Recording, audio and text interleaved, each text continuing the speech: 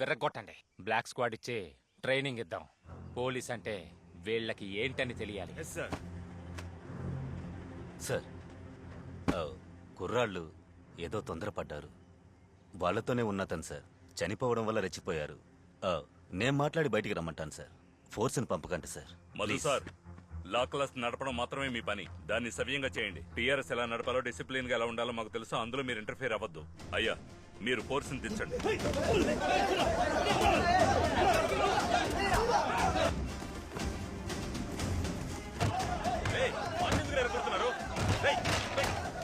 చెప్తుంటే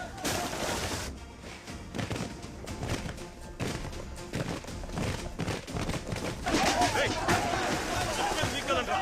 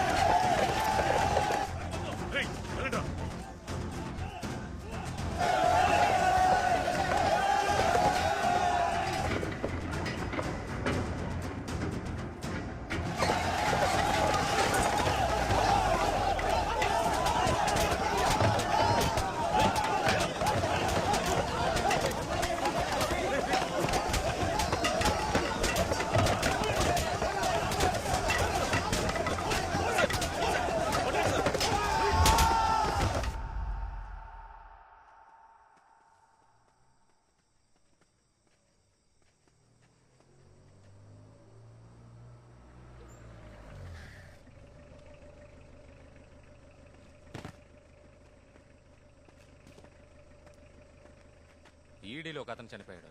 వీళ్ళందరూ ఆందోళన చేస్తున్నారు. అందుకనే పోలీసులను రప్పించాం. 18 మందికి గాయాలు. హాస్పిటల్లో చేర్పించాం. మిగతా వాళ్ళు ఇక్కడే ఉన్నారయ్యా.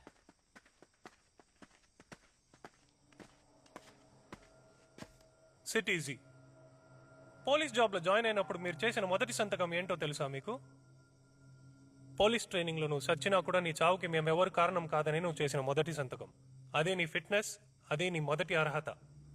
ఒక సావు చూసి నువ్వు భయపడ్డా, ఏదైనా ఒక సిచ్యువేషన్లో నువ్వు ఆవేశపడ్డా, you are unfit for this job.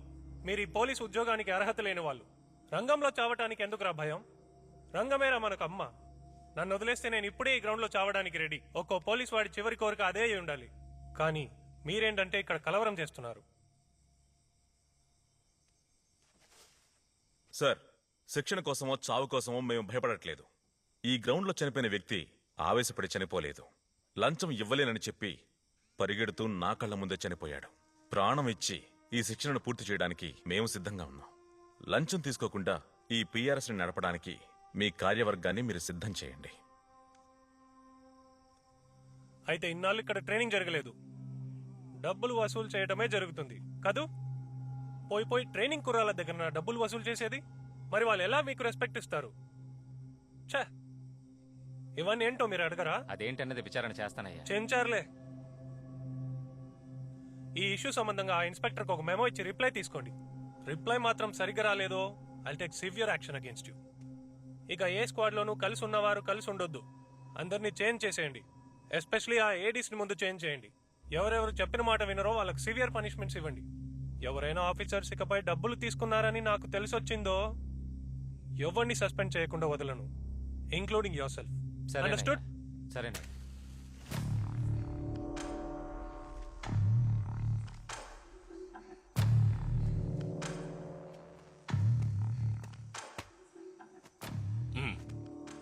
Standers back squad కోసం 85 బ్యాచ్ నుంచి లిస్ట్ రెడీ చేయమని చేశారా? అవునయ్యా.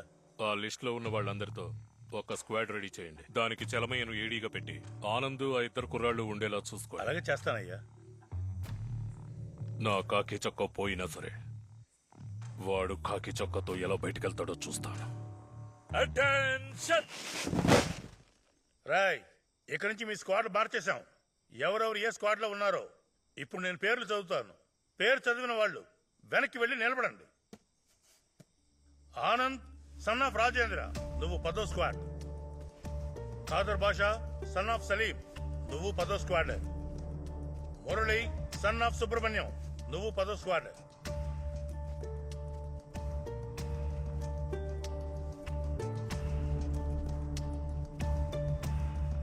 Squad attention.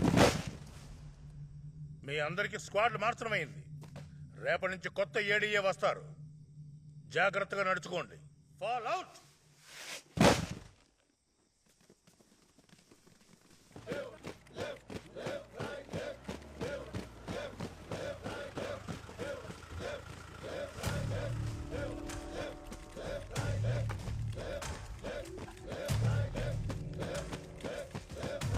Squad hop. Squad left turn. Close rest.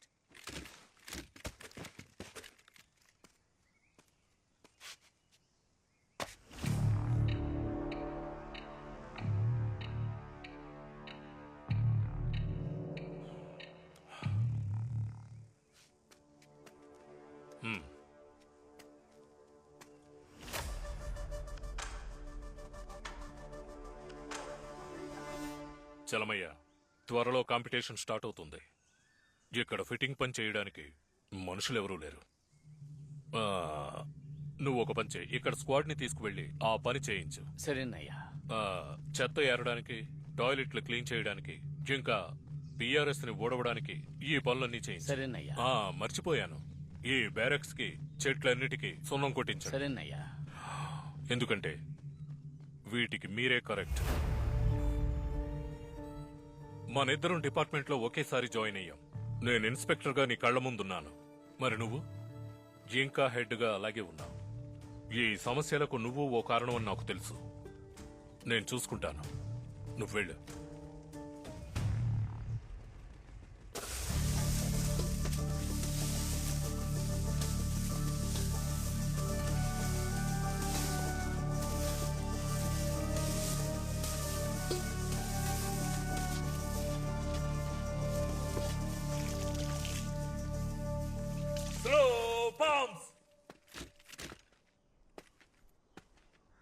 Squadron advance by the right. Quick march. Left, right, left. Left, right, left. Left, right, left.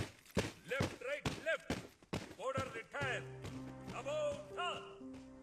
Attention చేయడంలో weakness ఉండకూడదు. Stamping చాలా ముఖ్యం. Strong గా ఉండాలి. అదే మిమ్మల్ని మంచి స్క్వాడ్ గా తీర్చిదిద్దుతుంది. అర్థమైందా? Left, right, left. Left, right, left. Left, right, left.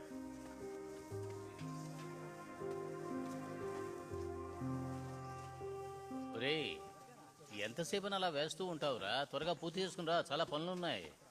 ఒరే మురళి, కాస్త ఒళ్ళుంచి పని చేయరా. సరేలే, అది నీ వల్ల కాదు కానీ కానివ్వు. రే, ఈ చెత్త తీసి బకెట్లో వేయి. అయ్యా, ఏంటయ్యా ఇది? 4-5 రోజులుగా ఈ పని చేయమంటున్నారు. ఎప్పుడు గ్రౌండ్కి వెళ్ళాలి? ఫైనల్ పీరియడ్కి ఎలా ప్రాక్టీస్ చేయాలి? ఇక పైన అతను మిమ్మల్ని పరేడ్కి ఏం పిలుస్తాడురా? పరేడ్కి వెళ్లకుండా దొడ్లు కడుక్కుంటా గోళ్ళకు సొన్న వేస్తూ ఉండాలా? దీనికయ్యా కష్టపడి పనికొచ్చాం. ఆ పని కంటే ఈ పని మంచి పనే కదరా. అయ్యా, మమ్మల్ని మాత్రం ఎందుకు ఇలా చేస్తున్నారు? మేమేం తప్పు చేసామయ్యా? ఏం తప్పు చేశారా? వాళ్లకు రావాల్సిన ₹1,00,000 రాబడిని పోగొట్టి ఏం తప్పు చేశామని నన్ను అడుగుతున్నావా? మాకు న్యాయం అనిపించింది, మేము అడగకూడదా? పోలీస్ అంటే ఏమిటి? నీతి, న్యాయం, ధర్మం అని బయట నిలబడి మాట్లాడతారే, అదే విధంగా లోపల కూడా మాట్లాడతారనుకుంటున్నావా? ఇక్కడికి వచ్చి ఎవడైనా అలా మాట్లాడితే బూటుకాలతో తొక్కి చంపేస్తారు. ఇప్పుడు మాత్రం మిమ్మల్ని ఊరికే వదిలేశారనుకుంటున్నావా? మిమ్మల్ని బ్యాక్ స్క్వాడ్ చేయడం కోసమే ఇలా వయసు అయిపోయిన వాళ్ళను మీ టీంలో కలిపి చెత్త తీయడానికి, దొడ్లు కడగడానికి ఉపయోగించుకుంటున్నారు. అయ్యా, బ్యాక్ స్క్వాడ్ అంటే ఏంటయ్యా? మీ పర్ఫార్మెన్స్ సరిగ్గా లేదు, మీ పరేడ్ సరిగ్గా లేదని మిమ్మల్ని ట్రైనింగ్ లో ఫెయిల్ చేస్తారు. బ్యాక్ స్క్వాడ్ అని చెప్పి మీకు ఇంకో 3 నెలలు ట్రైనింగ్ ఇస్తారు. అక్కడ కూడా ముత్తుపండుయే వస్తాడు.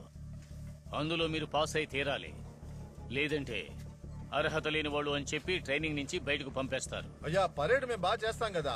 పరేడ్ అనేది కేవలం మీరిద్దరు మాత్రమే చేసేది కాదు, ఇక్కడ ఉన్న వాళ్ళందరూ చేయాలి. ఇదిగో వీడు చేయగలరా? ఒకవేళ మీరు బాగా చేసినా బాగా చేశారని వాళ్ళు చెప్పాలి. నీ కోపం ఎక్కువవుతుంది, అధికారుల మరుగుదొడ్లు కడుగు. ఉదయాన్నే కడిగానయ్యా. ఇంకోసారి కడుగు, అప్పుడే నీకు బుద్ధొస్తుంది.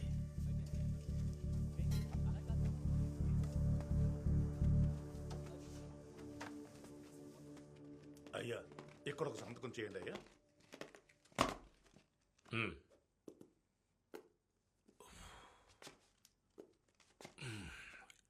ఈశ్వర్మూర్తి, రేపు కాంపిటీషన్ స్క్వాడ్ సెలక్షన్ కోసం ఏ నోటీసు లేకుండానే కమాండెంట్ వస్తున్నారు. ఏంటి సడన్ గా? ఎప్పట్లాగే ఫైనల్ కి మీ 2 స్క్వాడ్లు సెలెక్ట్ అవ్వాలి. చూసుకోండి.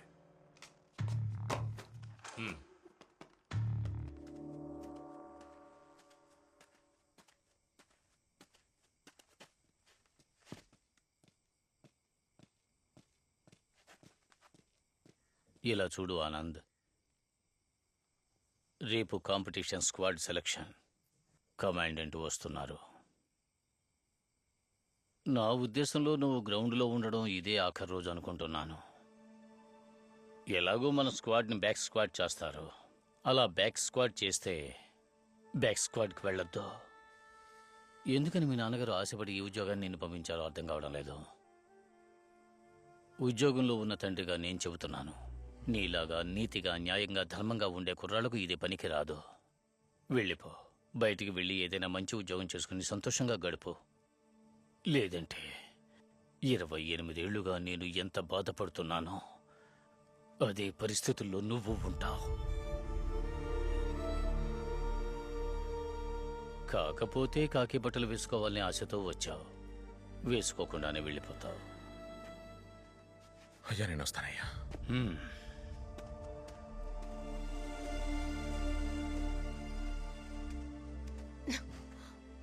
ఏంట్రా ఆ పెద్దాయన ఇంతగా చెప్తుంటే నువ్వు మాట్లాడకుండా వెళ్తావే? ఏ మీ నాన్న చెప్తే నువ్వు వింటావా? సరే నన్ను తీసుకెళ్ళరా, నేను మాట్లాడతా.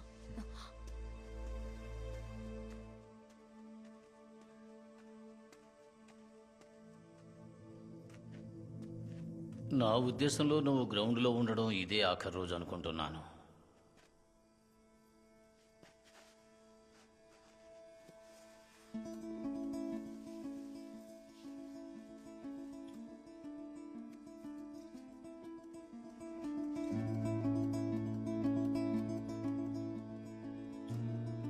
కాకపోతే కాకి బట్టలు వేసుకోవాలని ఆశతో వచ్చావు, వేసుకోకుండానే వెళ్ళిపోతావు.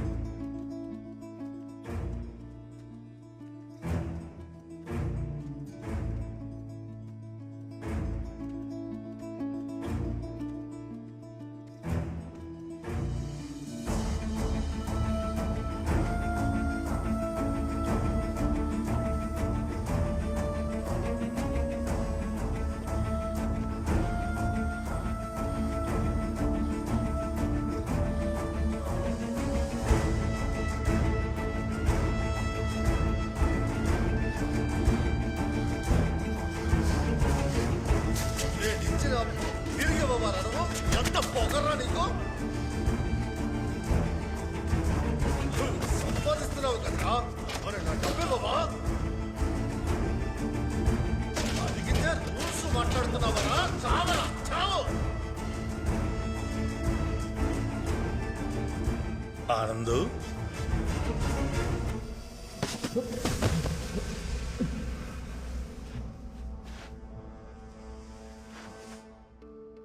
నువ్వు ఇక్కడే ఉండు బాబు, నేను కంప్లైంట్ ఇచ్చేసి వస్తాను.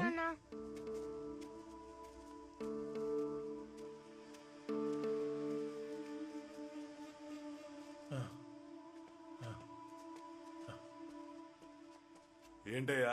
నా పేరు రాజేంద్ర. నేను మసూద్ పక్క వీధిలో హోటల్ పెట్టుకుని ఉన్నానయ్యా. నా ఆరోగ్యం బాగాలేదు. నా వైద్యం కోసం నేను వడ్డీకి అప్పు తీసుకున్నాను. అది నేను కొన్నాళ్ళుగా కట్టలేకపోయాను. నాకు వడ్డీకి అప్పు ఇచ్చిన ఆయన ఇంకా వడ్డీ ఎక్కువ అడుగుతున్నాడయ్యా. దానికి నేను ఒప్పుకున్నాను. కాకపోతే కొంచెం టైం అడిగానయ్యా. దానికి అతను ఒప్పుకోకుండా నన్ను గొడ్డును బాధనట్టు బాధాడయ్యా. హోటల్ మూసేసి తాళం కూడా తీసుకుని వెళ్ళిపోయాడయ్యా. మీరు ఎలాగైనా ఆయనతో మాట్లాడి నా తాళాలు నాకు ఇప్పించండి అయ్యా. మీరు చెప్పిన టైంకి నేను డబ్బుని స్టేషన్కి తీసుకొచ్చి కట్టేస్తానయ్యా. ఎవరి దగ్గర డబ్బులు తీసుకున్నావు? నాగరాజండి అయ్యా. నేను పిలిచి విచారిస్తాను, కూర్చో. 2 రోజులు లీవ్ కావాలా? అవును సార్.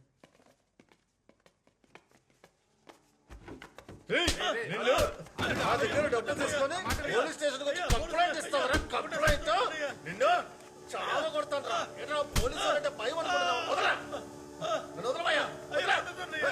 వదలమంటుంటే నిన్ను కూర్చో, నేను మాట్లాడుతున్నా కదా.